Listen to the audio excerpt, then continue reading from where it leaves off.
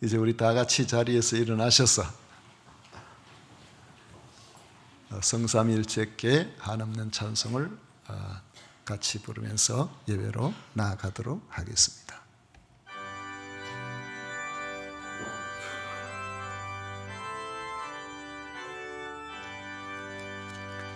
성삼일체께 한없는 찬송을 드립니다. 존귀한 주님을 영광 중 빼앗고 영원히 모시게 하옵소서. 아멘.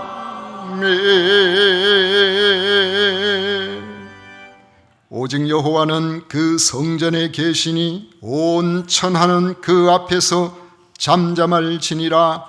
아멘.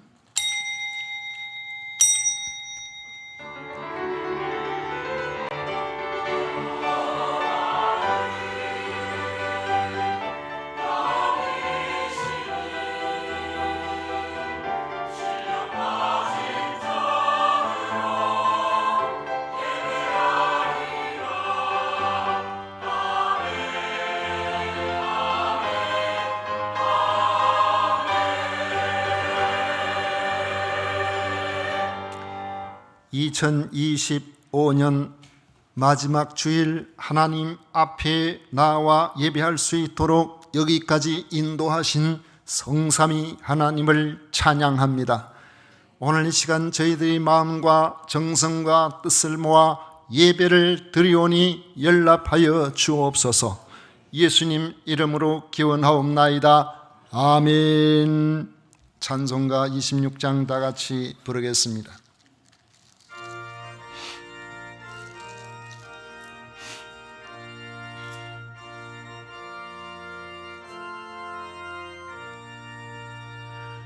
구세주를 아는 이들 찬송하고 찬송하세. 마음과 뜻과 힘 다하여 경배 드리세. 주를 알지 못한 이들 주같이 인도하사 그의 피로 구속하니 찬송 부르세. 약한 사람 도움받아 시험 중에 참게 되니 모든 죄를 이길 힘은 믿음뿐이라. 진리 되신 우리 주는 영원토록 변함 없네. 성도들아 주를 믿어 길이 섬기세.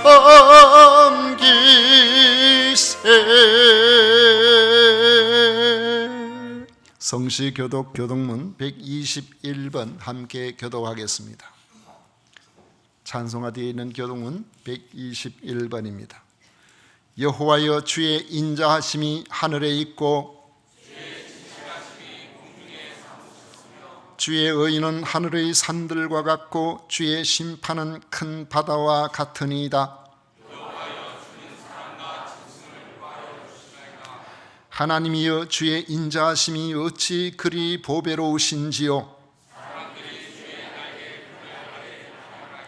그들의 주의 집에 있는 살찐 것으로 풍족할 것이라. 진실로 생명의 원천이 주께 있사오니 주를 아는 자들에게 주의 인자하심을 계속 베푸시며 아멘. 다 같이 신앙 고백 드리겠습니다. 전능하사 천지를 만드신 하나님 아버지를 내가 믿사오며 그 외아들 우리 주 예수 그리스도를 믿사오니 이는 성령으로 잉태하사 동정녀 마리아에게 나시고 본디오 빌라도에게 고난을 받으사 십자가에 못 박혀 죽으시고 장사한 지 사흘 만에 죽은 자 가운데서 다시 살아나시며 하늘에 오르사 전능하신 하나님 우편에 앉아 계시다가 저리로서 산자와 죽은 자를 심판하러 오시리라. 성령을 믿사오며 거룩한 공회와 성도와 서로 교통하는 것과 죄를 사하여 주시는 것과 몸이 다시 사는 것과 영원히 사는 것을 믿사옵나이다. 아멘. 다 같이 자리에 앉으셔서 찬송가 461장 함께 부르겠습니다.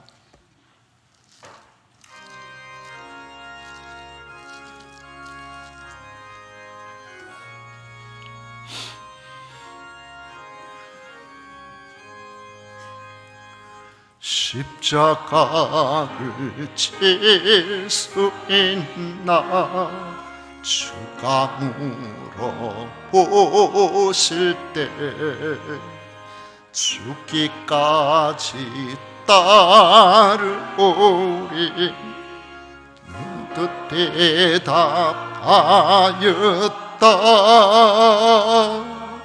주의 심령 주의 것이니 주님의 영상 만드소서. 주인도 따라 살아갈 동안 사랑과 충성 늘 바치오리다. 너는 기억하고 있나 구원받은 강도를 그가 회개하였을 때 낙은 허락받았다.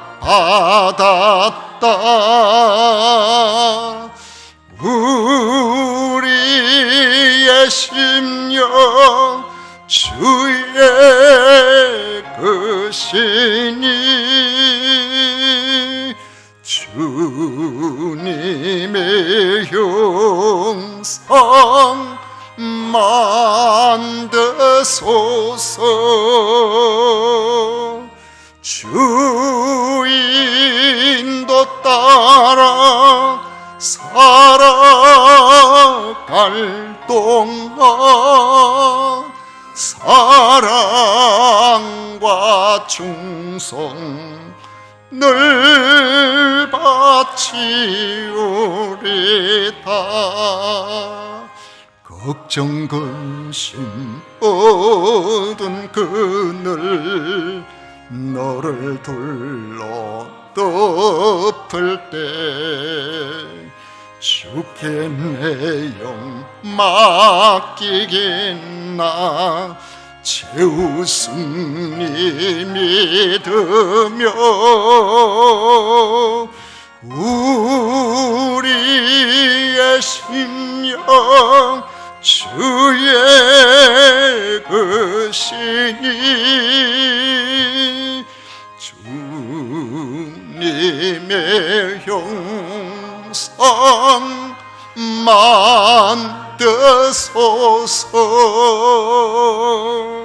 주인도 따라 살아갈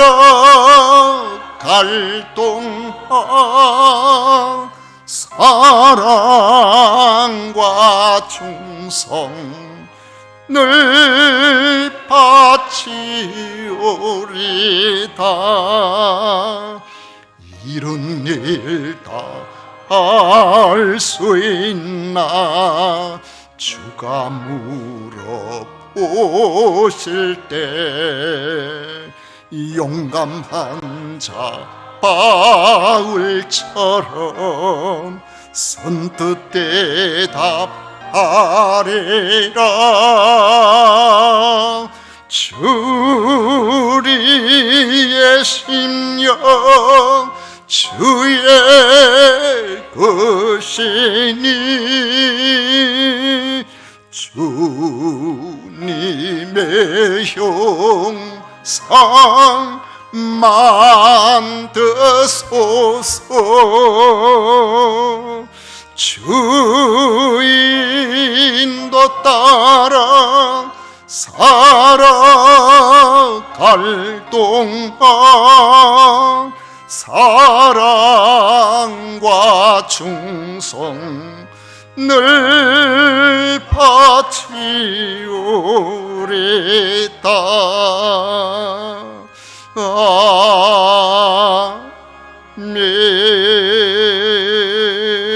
아멘. 김종덕 장로는 우리를 대표하여 기도하시겠습니다.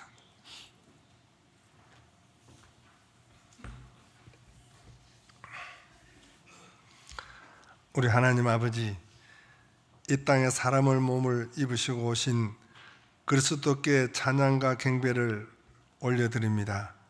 죄 가운데 빠져있는 우리를 구속하시기 위해 인간의 몸을 입으시고 낮아지신 한없는 하나님의 사랑에 감사를 드립니다. 멸망에서 영생으로 인도하게 하시고 빛으로 고통과 어두움을 물리치신 주님을 예배하는 이 시간을 허락하시니 감사드립니다. 우리의 마음을 다시 한번 하나님을 바라보게 하시고 진정으로 예배하게 하여 주옵소서. 한 해 동안 주의 일을 위해 온 마음과 뜻을 다하여 헌신한 성도들에게 하나님의 위로와 하나님의 상금을 주실 줄로 믿습니다. 하나님께서 저희에게 귀한 달란트를 주셨지만 우리의 게으름과 무능력함으로 주님의 일을 그르친 것이 한두 번이 아니었음을 고백합니다. 주님 용서하여 주시옵소서. 우리가 행한 대로 주시겠다고 말씀하셨사오니 책망받지 않고 잘했다는 칭찬을 받을 수 있도록 주신 사명을 잘 감당할 수 있게 도와주시옵소서. 가정을 잘 돌아보고 직장에서 맡은 일을 성실히 해내며 그리스도의 몸을 위해 세우기 위해서 감당해야 할 일을 충실하도록 하게 하여 주옵소서. 하나님 아버지, 혼란에 빠져있는 이 나라 이 민족을 불쌍히 여겨 주옵소서. 위정자들에게 각자의 이익만을 추구하는 인간들의 모습을 벗어나게 하여 주셔서 혼란한 이 시대를 현명하게 잘 해결해 갈 수 있는 지혜와 명철을 부어 주옵소서. 하나님 아버지, 무엇을 먹든지 마시든지 우리가 행하는 모든 것, 우리의 모든 관심이 하나님의 영광이 되기를 원하옵니다. 자신의 영광을 위해 하나님을 저버리지 않게 하시고 우리가 행하는 빛된 삶을 통해 하나님의 영광을 드러나게 하여 주시옵소서. 이 시간 하나님의 보냄을 받은 사자 목사님을 통하여 말씀으로 인도하시는 주님의 음성을 듣기를 원합니다. 목사님을 붙들어 주셔서 주님의 말씀을 대언하실 때 우리 교회 안에 임한 하나님의 영광이 세상에 선포되게 하여 주옵소서. 찬양 가운데 함께 하시는 하나님, 한 해 동안 찬양으로 예배를 섬기는 찬양 대원들을 기억하여 주셔서 복에 복을 더하여 주옵시고 성령님 늘 함께 해주셔서 피곤치 않게 하게 하옵시며 성가대의 찬양을 통해 영광 받으시고 또 듣는 우리에겐 감동이 되게 하여 주옵소서. 이 모든 말씀 예수님의 이름으로 기도드리옵나이다. 아멘.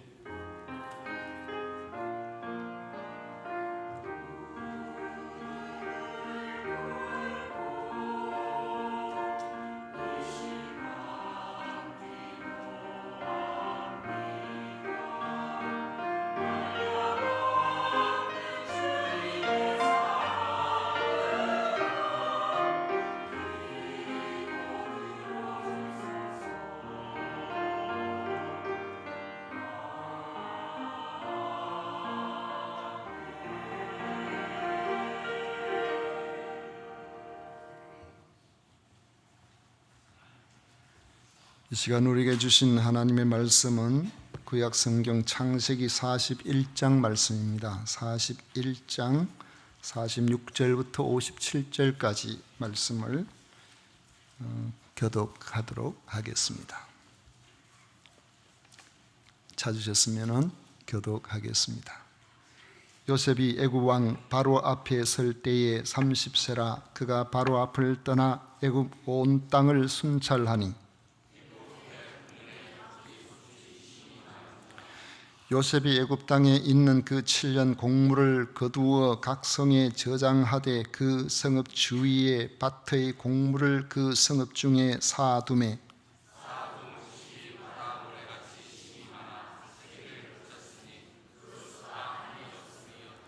흉년이 들기 전에 요셉에게 두 아들이 나되 곧 온의 제사장 보디베라의 딸 아스낫이 그에게서 낳은지라.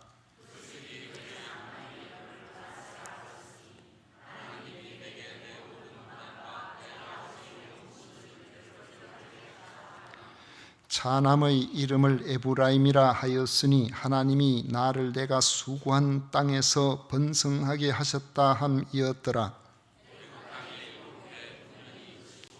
요셉의 말과 같이 7해 흉년이 들기 시작하며 각국에는 기근이 있으나 애굽 온 땅에는 먹을 것이 있더니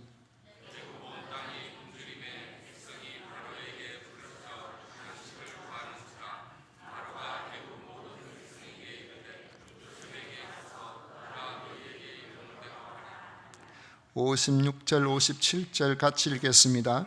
온 지면에 기근이 있음에 요셉이 모든 창고를 열고 애굽 백성에게 팔세 애굽 땅에 기근이 심하며 각국 백성도 양식을 사려고 애굽으로 들어와 요셉에게 이르렀으니 기근이 온 세상에 심함이었더라. 아멘. 이 시간 성가대에서 정성껏 준비한 찬양으로 우리 하나님께 영광을 올려드리겠습니다.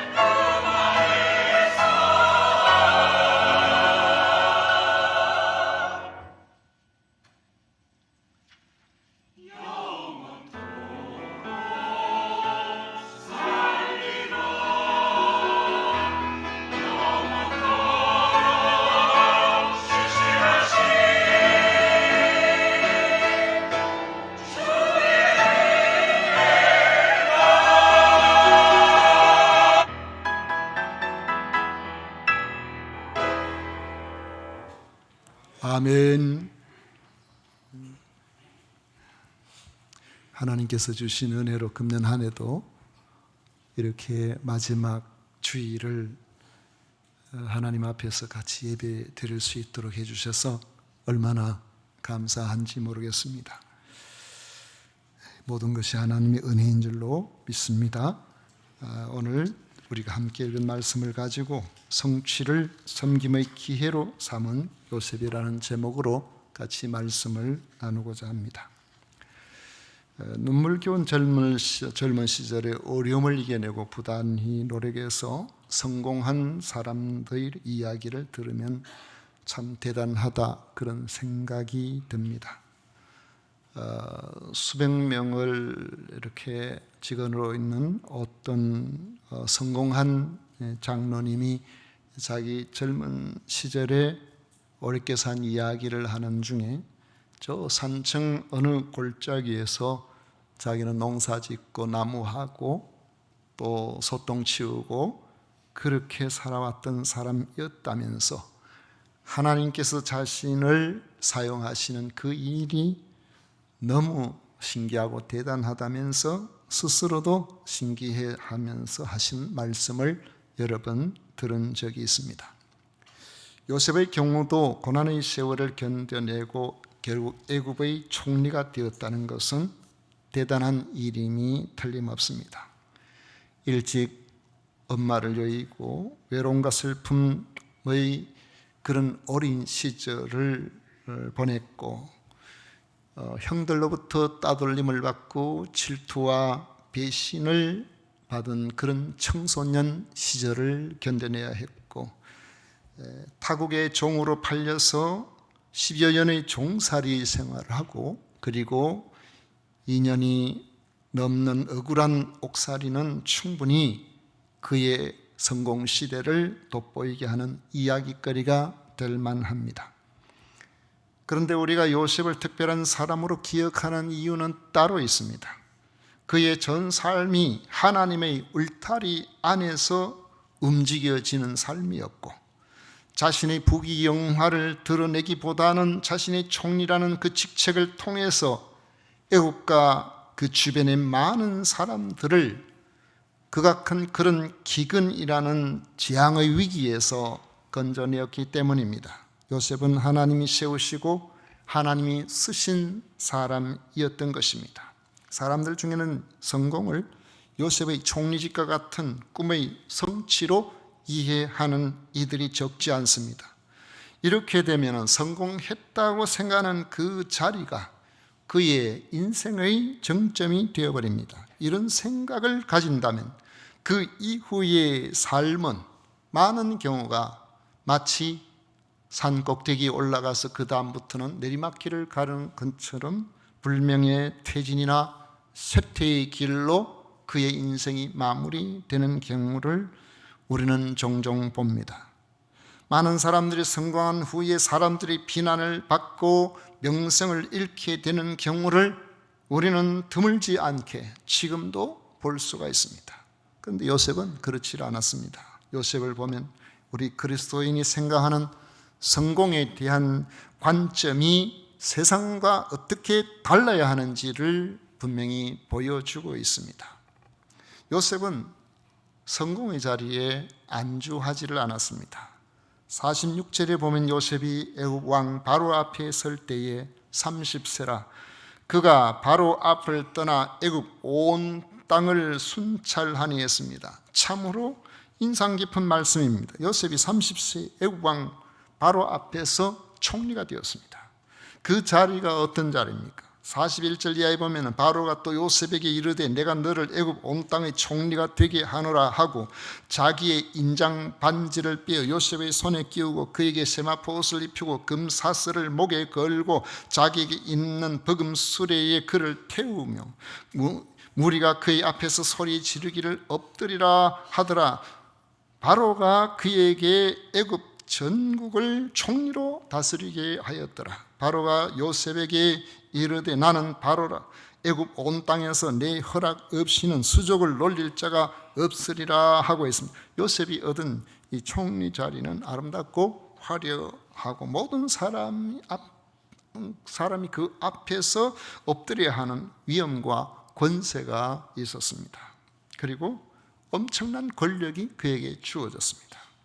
그런데 성경은 총리가 되자마자 바로 앞을 떠나 애굽 온 땅을 순찰하였다는 말씀으로 요셉이 총리의 사역에 집중하고 있는 것을 말씀해 주고 있습니다. 요셉은 바로 앞에서 그의 인장 반지를 끼고 세마포 옷을 입고 금 목걸이를 하고 버금 수레를 타는 영광을 누렸지만은 곧 그 바로 앞을 떠나 그가 입었던 화려한 예복을 벗고 업무복으로 갈아입었다는 거예요. 애굽 온 땅을 순찰하기 위해서 그는 실질적으로 그가 해야 할 일들을 감당하려고 했던 것입니다.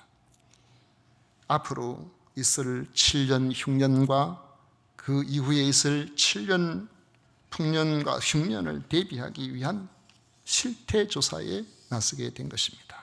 아마도 요셉은 온 땅을 순찰할 때 애굽 총리로서의 권위를 나타내는 최소한의 것을 제외하고는 매우 실무적으로 움직였을 것이라고 보입니다. 목적이 자신의 영광을 드러내고 과시하는 데 있는 것이 아니고 그 애굽을 살리기 위한 실제적인 일에 살피기 위해서였기 때문에 그렇습니다.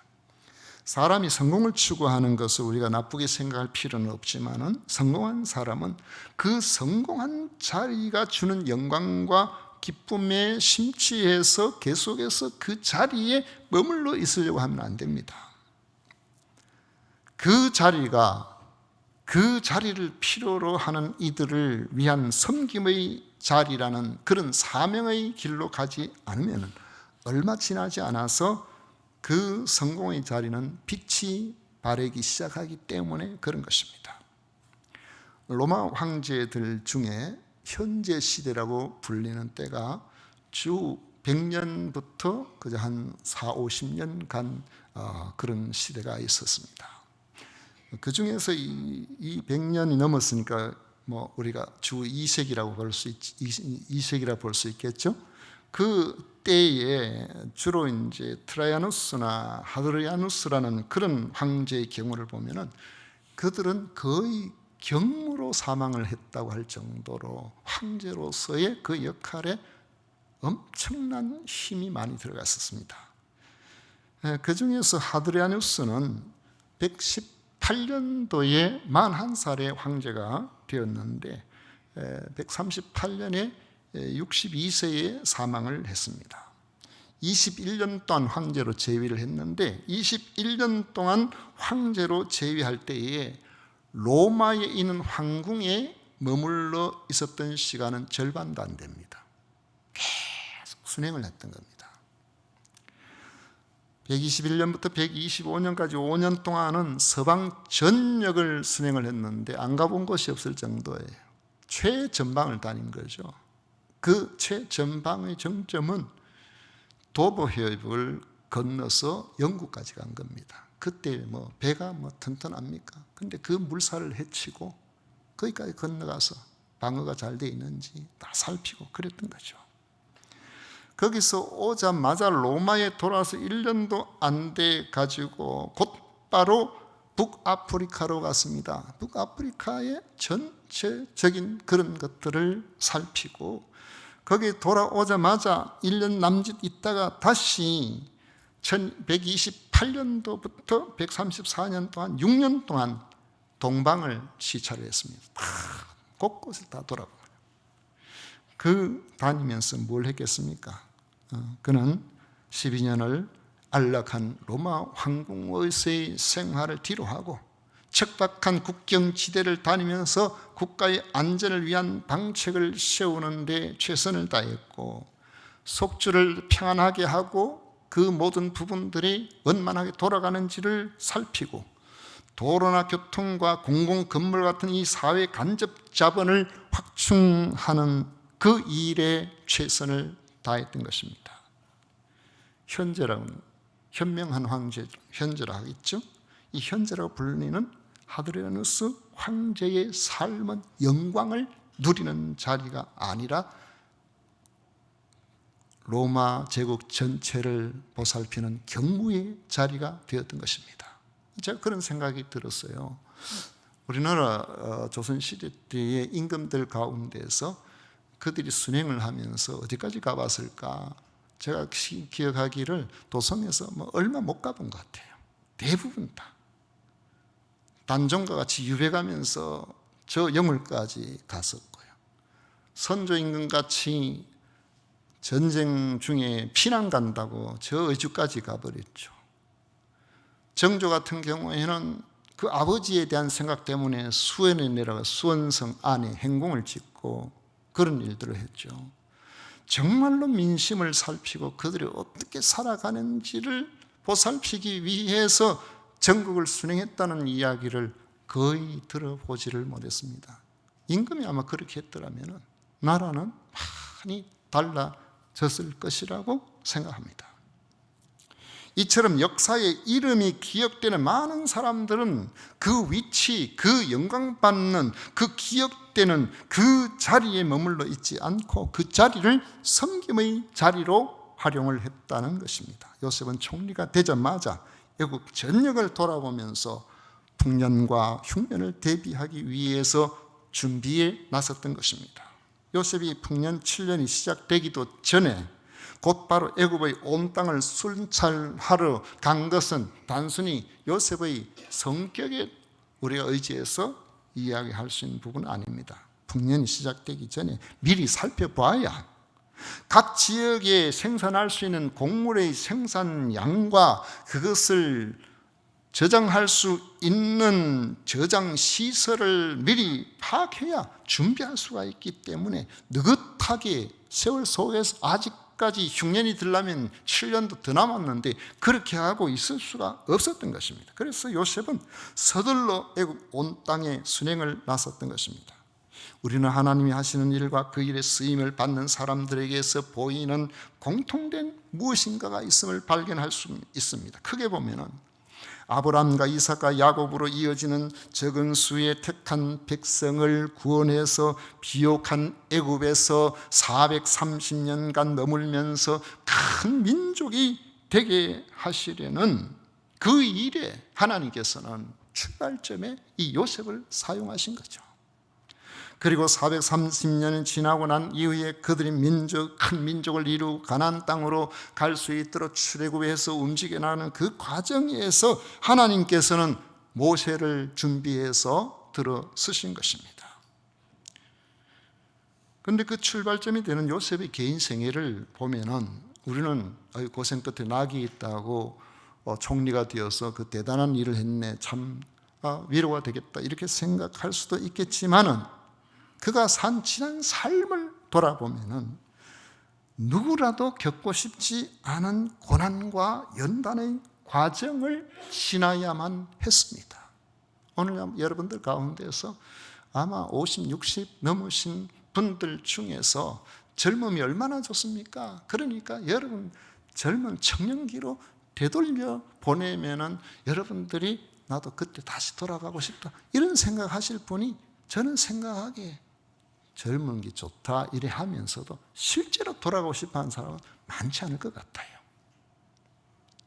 저는 돌아가고 싶지 않습니다. 그 시대는 그 시대로 끝난 거죠.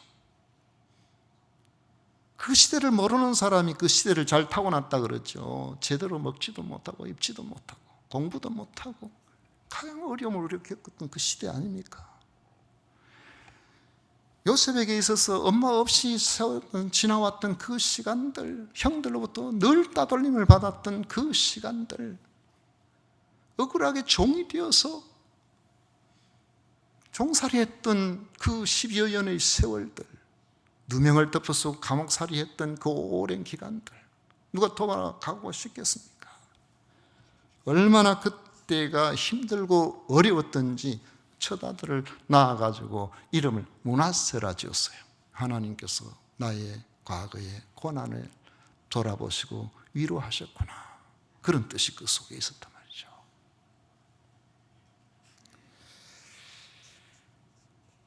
오늘 우리가 이 말씀을 보면은 요셉은 고생 끝에 낙이 되어서 이제는 내가 좀 살만하네? 그러면서 자기의 삶에 안주하기보다는 여전히 하나님께서 자기에게 허락하신 그 총리의 사명에 집중을 하였던 것입니다. 애굽의 백성을 살려내기 위한 사명을 감당하기 위해서 7년 풍년과 흉년을 대비해야 되는 치열하고 긴박한 삶을 살았던 것입니다. 제가 예전 교회에 부임을 하고 91년도였습니다. 부임을 하고 그 주간에 그 면소재지의 인구가 얼마나 되는지, 그 면소재지의 곳곳에 마을이 어디에 있는지를 일주일 안에 다 다녀봤습니다. 가다가 시동 꺼지는 오래된 오토바이 타고 구석구석을 다 다녀봤는데 28개의 마을이 있더라고요. 일주일 지나고 난 다음에 그 교회 성도님들과 대화를 해보니까 어느 구석에 그 마을이 있는지도 모르더라고요. 여러분, 우리 금산 살죠? 금산 살면서 안심방이 어딘지, 합작거리 어딘지 여러분 아세요?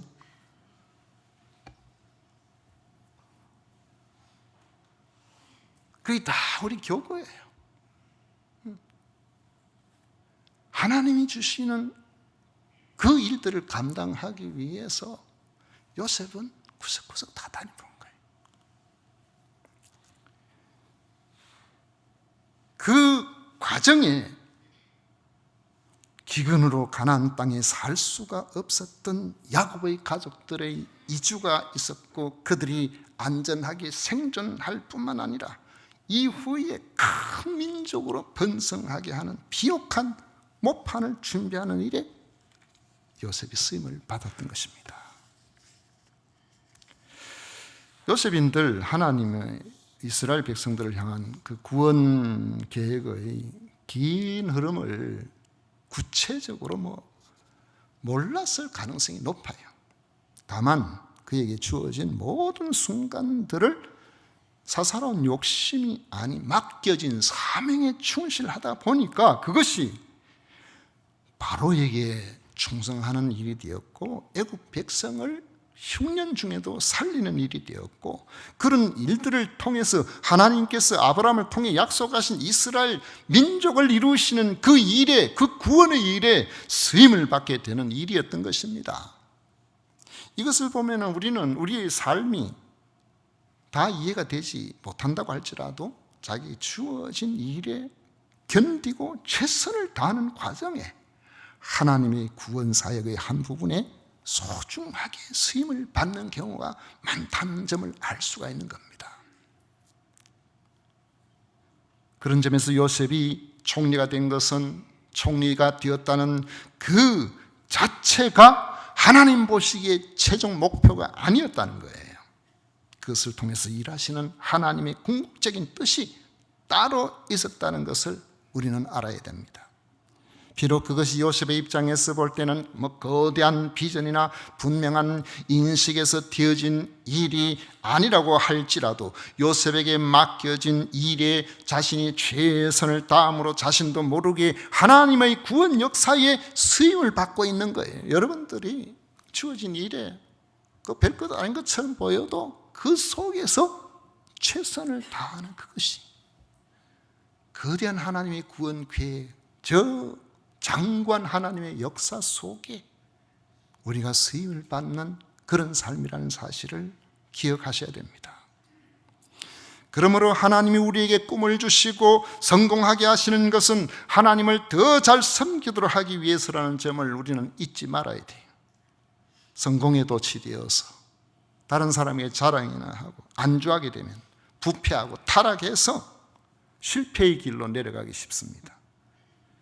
오히려 성공을 디딤돌로 삼아서 어떻게 하면 더 잘 섬길 수 있을까? 섬김의 삶으로 나아가야 하나님이 인도하시는 승리의 인생을 살게 하시는 것입니다. 특히 하나님의 상급은 성공 자체에 있는 것이 아니고 하나님의 계획 안에 쓰임받는 승리의 삶에 있다는 점을 명심해야 합니다.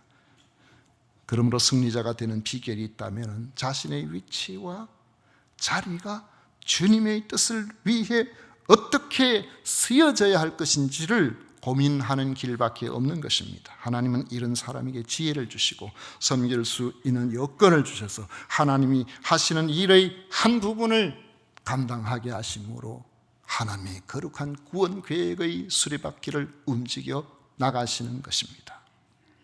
이런 일을 하려고 하면요, 사사로운 욕심이나 인기에 연연하면 안 됩니다. 요셉은 사전 답사를 다 끝내고 7년 풍년 동안 철저하게 양식을 관리해서 다가올 7년 흉년을 대비해서 많은 곡식을 저장하게 했습니다. 그런데 이 일이 저절로 됩니까? 자발적으로 됩니까? 안 되잖아요. 풍년이 들었다고 아이고 내가 오늘 이번에는 곡식이 너무 많은데 이 풍년 들어서 이 곡식을 어디 갖다 놓을 데가 없으니까 나라에나 갖다 바치자, 이런 사람이 있습니까? 여러분, 부자가 되었다고 해서 내가 너무 많으니까 세금을 막 엄청나게 내가 국가에다 알아서 내야 되겠다, 이런 사람이 있나요? 없잖아요.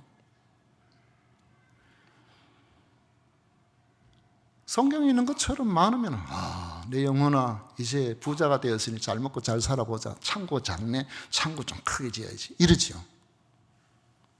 그러면은 어떻게 그 곡물을 모아서 저장할 수 있을까요? 군대를 동원해야 됩니다. 조직적으로 감독관을 세워야 됩니다. 그래서 수확한 곡식에 처음부터 요셉이 계획 속에서 이야기했던 것처럼 그 해에 5분의 1을 따로 국고에다가 넣을 수 있도록, 그래가지고 창고에 비축을 하게 해야 되는데요, 그렇게 해야 되면은 남 농사 지었는 거 가져오면은 다 원성 받죠. 누가 좋아합니까? 안 좋아하는데 그걸 기꺼이 받아들일 각오를 해야 된다. 그건 일시적인 것도 아니었고 풍년이 계속되는 7년 동안 이어졌습니다. 아마도 요셉은 그 7년 동안 우리 곡식을 빼앗아간다고 아마 인기가 완전히 땅에 떨어졌을 것 같아요.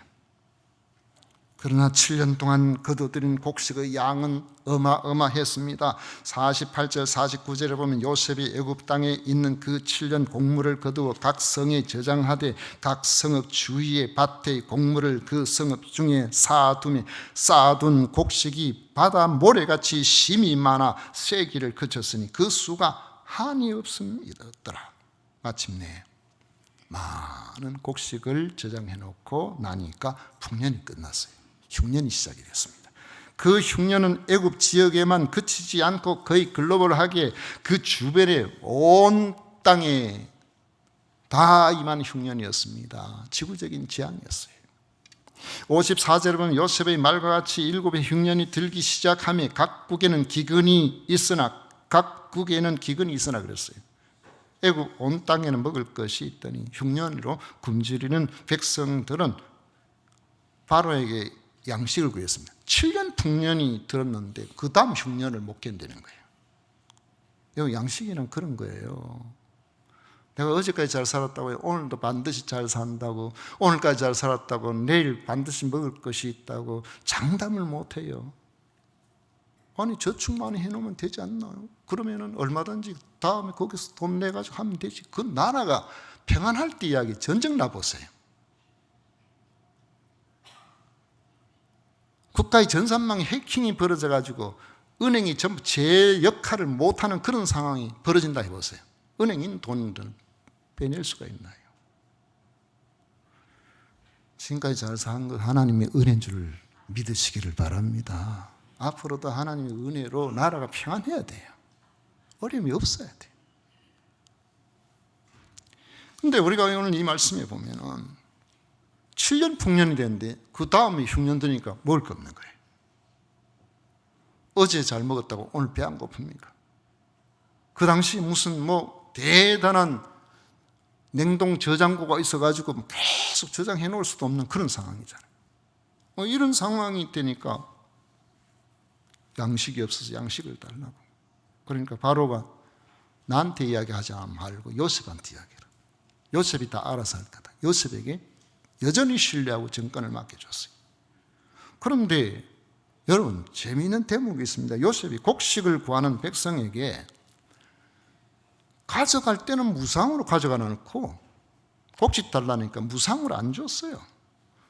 56절에 보십시오. 온 지면에 기근이 있으며 요셉이 모든 창문을 열고 애굽 백성에게 뭐라고 합니까? 팔았다. 애굽 땅에 기근이 심하여. 요셉이 곡식을 창고에 저장할 때는 왕의 권세를 이용해서 5분의 1을 강제로 가져갔을 겁니다. 돈 주고 못 가져갔을 거예요. 그런데 흉년이 들어서 백성들이 곡식이 필요해지자 돈을 받고 팔았다는 거죠. 이런 비인기 정책이 어디 있어요? 요셉은 완전히 그냥 죽을 사람들이에요. 왜 그렇게 했을까요? 저는 이렇게 생각을 해봅니다. 아무리 애굽 전역에 창고에 곡식이 넘친다고 하더라도, 저는 계산을 잘 해보거든요. 1년에 5분의 1씩 모았다면 풍년에 곡식을 5분의 1씩 모았어요. 7년 동안 모았어요. 그러면은 풍년 드는 해에 모아놓은 창고에 들어있는 곡식은 1.4배밖에 안 돼요. 알뜰하게 먹어도 2년만 먹으면 곡식이 다 사라집니다. 흉년은 몇 년입니까? 7년이잖아요.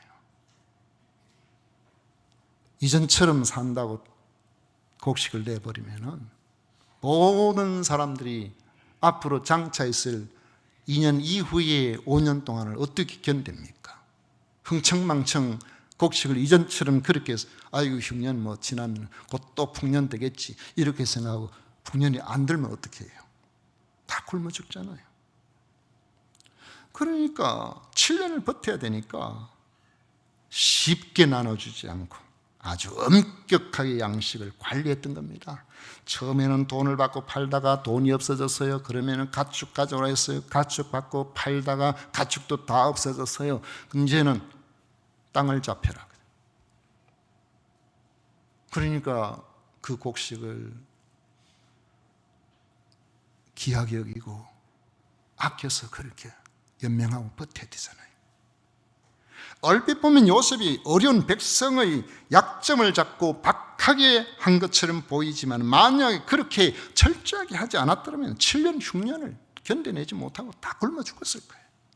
요셉의 엄격한 정책으로 왕권은 더욱 튼튼해지고 애굽 백성뿐만 아니라 결국 주변 이웃들까지도 굶어 죽지 않고 목숨을 건지게 된 것입니다.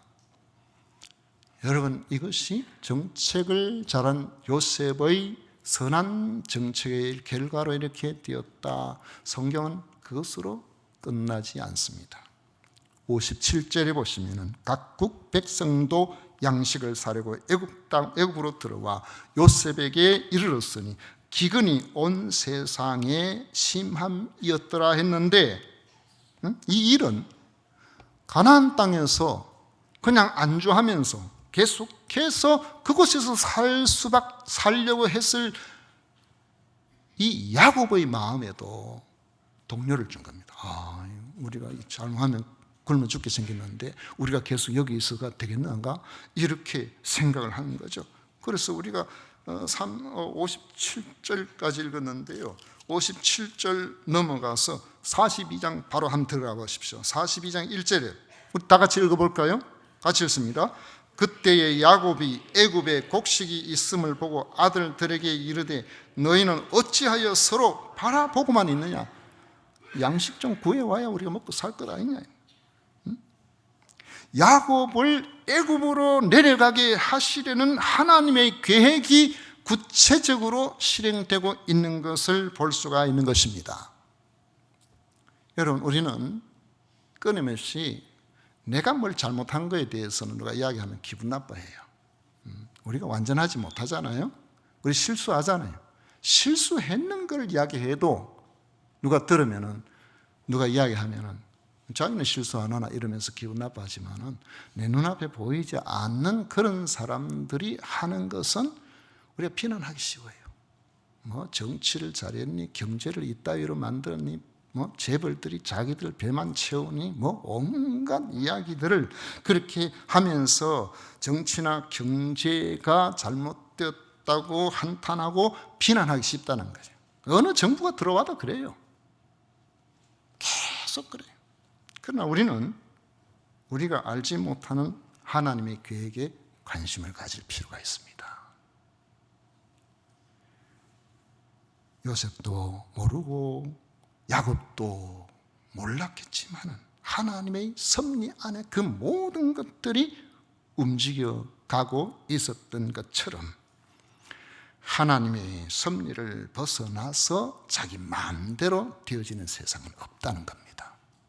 천지만물을 창조하신 하나님이신데 때로는 악한 사람을 동원해서, 때로는 지혜로운 사람을 동원해서, 때로는 어리석은 사람 때문에 이 움직여 나가는 거, 그럼 그것은 하나님의 영역 밖에 있어서 그냥 그럴까요? 우리가 어떤 이념이나 사상에 빠져가지고 내 생각과 조금만 다르면은 마치 하나님 안 계신 세상 속에 사는 것처럼 그렇게 우리가 이야기하는 것은 하나님을 섬기는 사람으로서 우리 자신을 좀 돌아볼 필요가 있어요. 요셉도 모르고 야곱도 몰랐겠지만은 하나님의 계획은 기근을 통해서 일이 진행되고 있었다는 거죠. 다만 우리가 할 일은 비난이나 비판보다 각자에게 주어진 그 일을 통해서 하나님이 하실 일과 하나님이 그 일을 통해서 어떤 사람을 어떻게 움직여 나가실 것인가, 거기에 관심을 가지고, 그래서 나와 직접적으로 관계되는 사람들을 유익하게 하게 하는 그 일에 우리가 관심을 가져야 되는 겁니다. 다른 영역 우리 잘 몰라요. 여러분 어떤 뉴스를 보면 참 안타깝지만 우리가 지구밖의 일을 여러분 우리가 할 수 있는 게 뭐 있던가요? 별로 없잖아요. 우리는 우리에게 주어진 일에 최선을 다해, 비록 우리가 다 알지는 못하지만 자기에게 주어진 위치를 섬김의 기회로 삼기만 한다면 여러분들도 요셉처럼 하나님께서 그 분야에 사용하신다는 점을 믿고 하나님의 뜻대로 움직여 나가시는 이 세상의 역사에 귀하게 쓰임을 받으시는 우리 모두가 되시기를 축원합니다. 기도하겠습니다. 좋으신 하나님 아버지 감사합니다. 저희들을 지극히 사랑하시는 하나님, 우리는 다 알지 못하지만 하나님의 섭리 안에 우리가 움직여지고 쓰임 받을 수 있도록 각자에게 주어진 일에 나름대로 최선을 다하고 하나님의 영광을 위해서, 그리고 많은 사람의 유익을 위해서 우리가 쓰임 받는 저희들이 다 되게 하여 주옵소서. 예수님 이름으로 기도하옵나이다. 아멘. 찬송가 455장 함께 부르겠습니다. 455장입니다.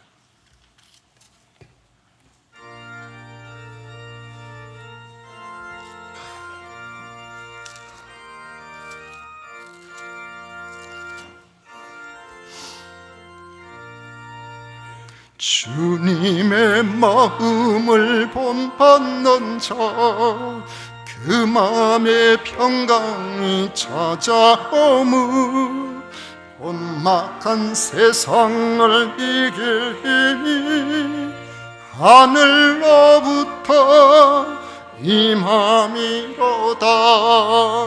주님의 마음 본받아 살면서 그 거룩하신 나도 이루리. 주 모습 내 눈에 안 보이며 그 음성 내 귀에 안 들려도 내 영혼 날마다 주를 만나 신령한 말씀을 배우도다. 주님의 마음 본받아 살면서 그 거룩하신 나도 이루리. 가는 길 거칠고 험하여도 내 맘에 불평이 없어짐은 십자가 고난을 이겨내신 주님의 마음 본받음이라. 주님의 마음 본받아 살면서 그 거룩하신 나도 이루리. 주 예수 세상에 다시 오시 그날엔 무성도 변하여 주님의 빛나는 그 형상을 다 함께 보며 주 찬양하리. 주님의 마음 본받아 살면서 그 거룩하신 나도 이루리.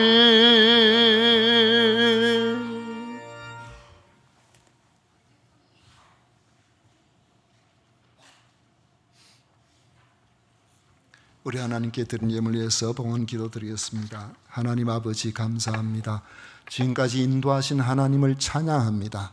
아버지 하나님, 이렇게 2025년도 마지막 주일에 하나님 앞에 나와 예배를 드리면서 하나님께서 우리에게 허락하신 것들을 기억하고 소득의 10분의 1을 구별하고 성경금, 건축헌금, 주일헌금, 각종 감사 헌금으로 우리 하나님 앞에 드릴 수 있도록 해주심을 진심으로 감사드립니다. 아버지 하나님 앞에 드린 이 예물들을 통하여 하나님 영광을 받으시고 하나님께서 기뻐하시는 선하신 뜻이 잘 이루어나갈 수 있도록 역사하여 주옵소서. 이석철 집사님 딸 결혼 은혜 중에 마치게 하심에 감사를 드립니다. 주님, 그 가정 하나님께서 은혜를 다주셔서 새 가정이 믿음 안에서 아름답게 살아갈 수 있도록 인도하여 주옵소서. 김태희 청년 원하는 곳 새 근무지 의령으로 발령나게 해주심에 감사를 드립니다. 그곳에 오고 가는 길도 지켜주시고 또 좋은 근무지가 될 수 있도록 주의 선하심이 드러나게 하여 주옵소서.